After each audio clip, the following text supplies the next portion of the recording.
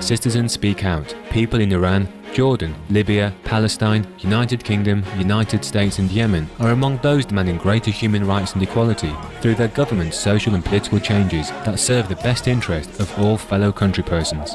United States. In a decision commended by students and immigration rights activists, the Obama presidential administration announced that international students without proper residency documentation and other low-priority immigrants will not be subjected to deportation efforts, with an estimated 300,000 people currently engaged in deportation proceedings who will have their cases reviewed and may be given work permits. Jordan. The Jordan Times reported that legislators in the nation's lower house of parliament on Sunday, August 21st, approved drafts of an anti-corruption law as part of a range of amendments encouraged by King Abdullah to address the demands of protesters calling for reforms.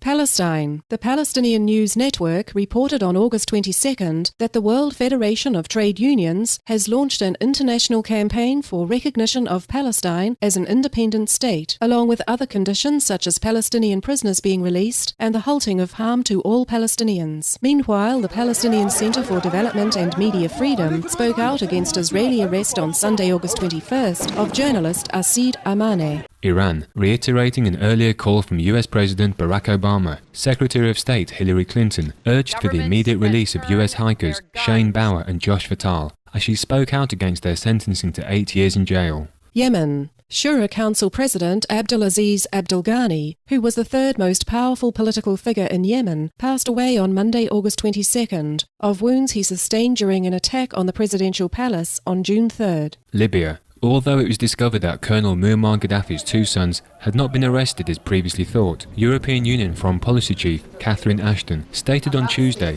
that Libyan National Transitional Council Chair Abdel Jalil reported to her that the revolutionaries have assumed control of 80% of the capital Tripoli. Also on Tuesday, the activists succeeded in entering Colonel Gaddafi's presidential compound, with Reuters reporting on a local radio address made by the Libyan leader the next day, in which he stated he had withdrawn sometime earlier. Meanwhile, Egypt formally announced recognition of the National Transitional Council as the legitimate government of Libya.